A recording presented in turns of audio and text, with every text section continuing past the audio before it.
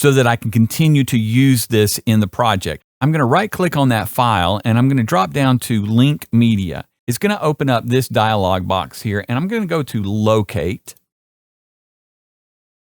And I'm going to have to jump in here real quick and go to where I know I have placed this file.